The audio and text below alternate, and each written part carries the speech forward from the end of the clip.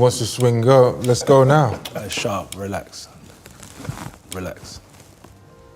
If you want to go now, let's go. Relax. If you want to go now, let's go. Chair across your face. It's September 21st, 2024. Wembley Stadium is packed to the rafters, with 96,000 fans poised for a powerful punch-up.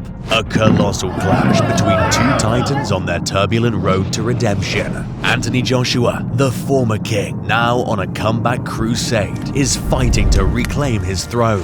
After crushing defeat to the pound-for-pound champion Oleksandr Usyk, AJ has clawed his way back with wins over Otto, Wallin and Francis Ngannou. Now he stands one step away from a historic third title reign and a long-awaited showdown with Tysonfury. Facing him is Daniel Dubois, a rising star whose career took a hit after losses to Joe Joyce and Usyk. He was labelled a quitter, but fought back against the odds, defeating Jarrell and Filip Hrgovic. Tonight, he's not just fighting for a win, he's fighting for redemption, to prove he's more than his past stumbles. But unless he improved his defense, his ability to get away from right hands, Joshua's gonna knock him out in 1 or 2 rounds. Now, under the bright lights of one of boxing's grandest stages, it's time to settle the score. Welcome back to Fight Story. The person that secures his jab in the fight will win the fight. Daniel Dubois. Tell us about Daniel Dubois. Just Simons, he's out. He's one of the best, if not the best, young heavyweight amateur, in my opinion, around in the world today. Daniel Dubois was once the name on everyone's lips. Young, yet relentless, a raw, rising knockout artist. He entered the heavyweight division like a silent but savage storm. With every crushing punch, he sent opponents crashing to the canvas, building a reputation as one of the most feared rising stars. Fans and pundits alike began to whisper, was this the future of heavyweight boxing?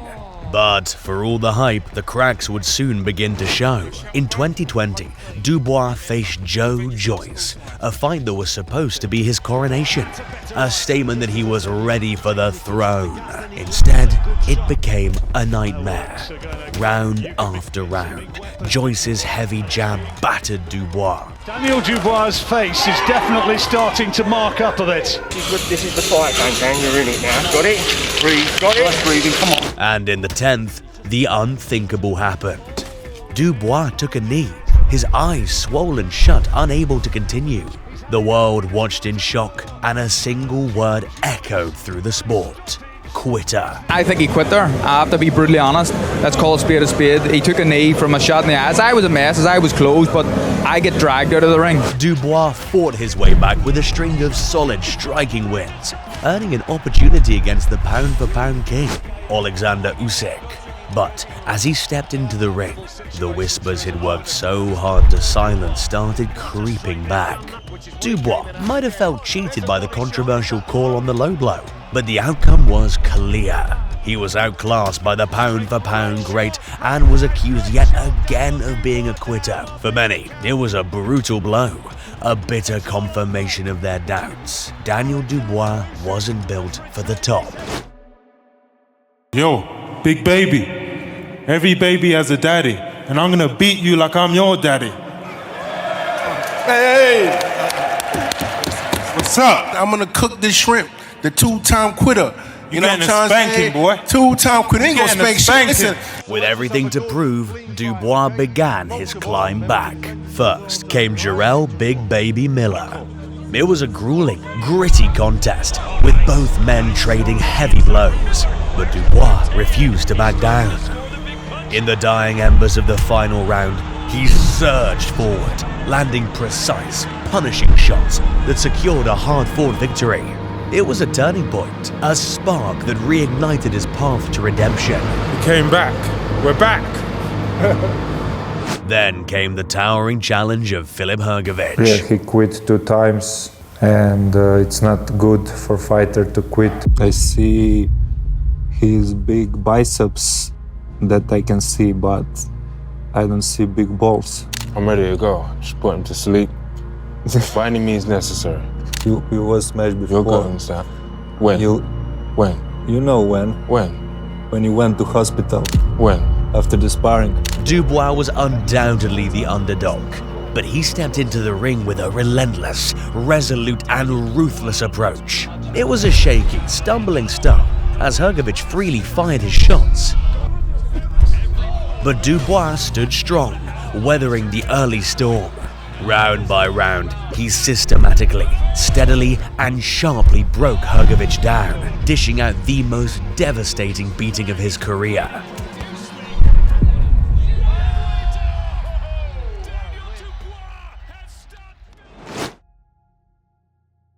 You've got something rather impressive around your neck. Yeah. How does that feel? Feels heavy.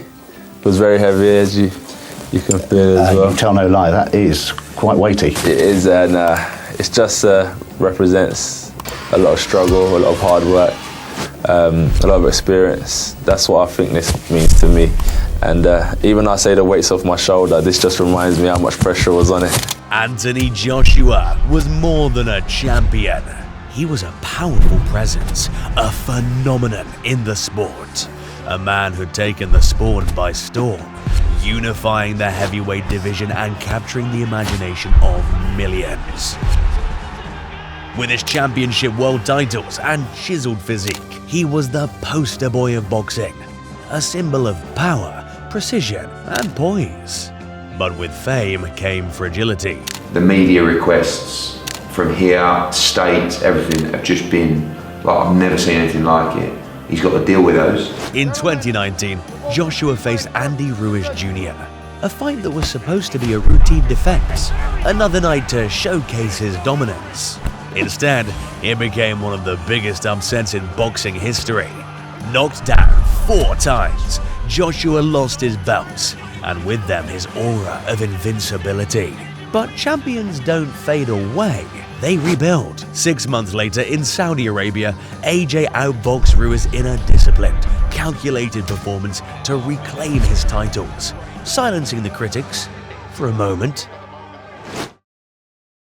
For me, Joshua is getting older in a way that I started to touch on, that he might have satisfied himself in certain realms of making money. When you do that, you get old. I think that's at play a little bit, and I think a guy like Usyk, it's never about money. I think it's about the fight. I'm not saying the other guy don't have that. Now there's an X factor. I think it's about his people. That terrible war going on with Russia over the Ukraine. Then came Oleksandr Usyk, a smaller yet brilliant technician who stepped up from cruiserweight to challenge the heavyweight king. In 2 bouts, Usyk exposed the cracks many thought had been patched up. Outmaneuvered, outclassed, and ultimately outdone, Joshua lost back-to-back fights, and with them the throne he'd fought so hard to reclaim. He's under a lot of pressure. Yeah, he's a multi-millionaire, but he's under a lot of pressure being built up as a superstar over in England. He hears the people that say he's been disappointing, that he didn't live up to everything, that he's been overrated, that he didn't win the big ones. I don't feel anything. I'm I'm upset, really, like deep down in my heart. Like, oh, man.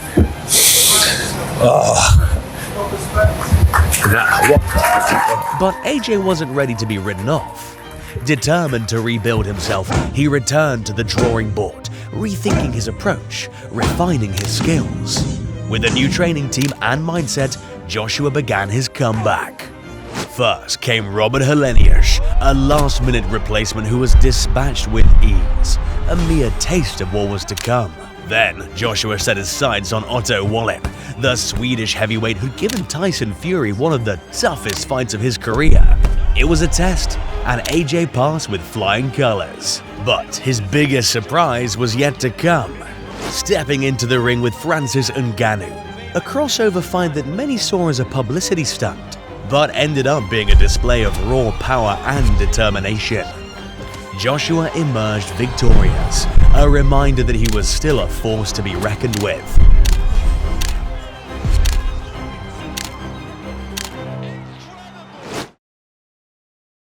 Don't disrespect. No, you can't intimidate me. Don't disrespect. You can't intimidate me. Don't disrespect. You can't intimidate me. Daniel, don't Who disrespect. do you think you are?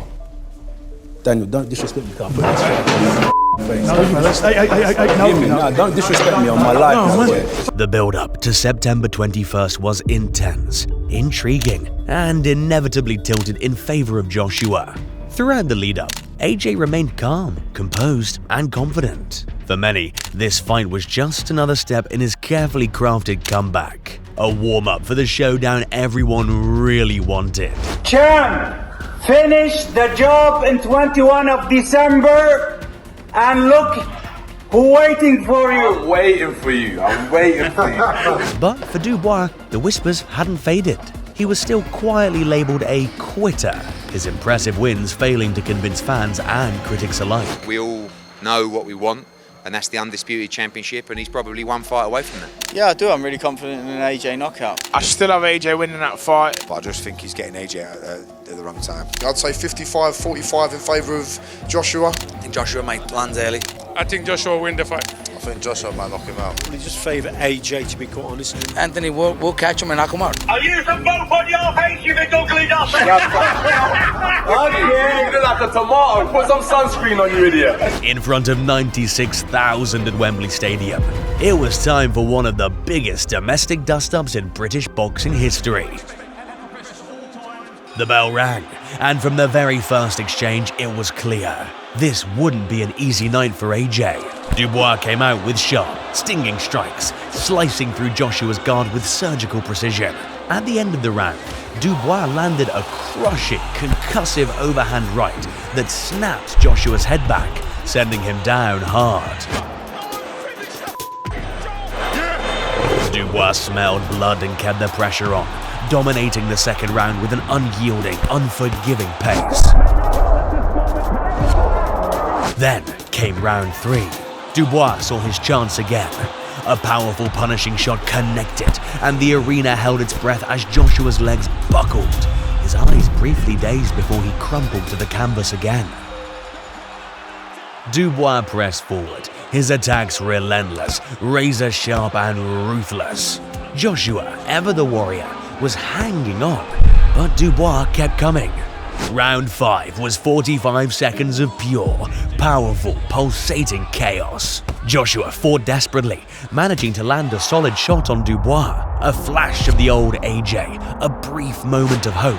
But Dubois, showing a maturity and composure beyond his years, delivered the final, forceful, finishing blow that sent him crashing down.